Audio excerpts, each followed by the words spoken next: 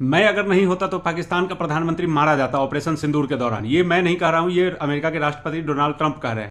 Pakistan and India would have been a nuclear war. 35 million people said the Prime Minister of Pakistan would have died if it were not for my involvement.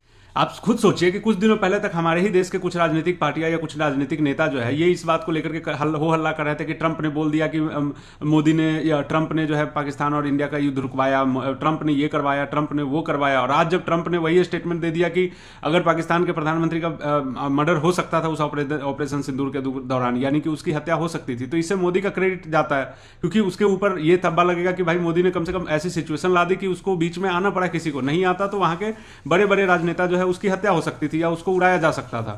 तो ये कहने का मतलब ये है कि आप जो है जियो पॉलिटिक्स में कोई किसी का सगा नहीं होता। और अमेरिका के बारे में तो ये खासियत कहा जाता है कि अमेरिका का दुश्मनी बहुत अच्छा चीज होता है, उसके अगर दोस्त बनोगे तो इतना तुम नुकसान में रहोगे जितना नुकसान में कोई नहीं रहता है। और वही हाल पाकिस्तान का है। मतलब इंडिया के साथ भले ही कितना भी लड़ाई हो गया, टैरिफ ही लगा ना, टैरिफ लगा करके क्या कर लेगा, हमारा थोड़े से सामान एक्सपोर्ट में नुकसान होगा, यही होगा, इससे ज्यादा क्या हो जाएगा। लेकिन पाकिस्तान ने उसके जो है दोस्ती बढ़ाने की कोशिश की, बहुत ज्यादा क्लोज आ गया। मतलब उसके प्रधानमंत्री जो है जाते हैं अमेरिका में और मतलब कौन सा प्रधानमंत्री सैल्यूट करता है, ऐसे करता है वो अमेरिका के राष्ट्रपति को।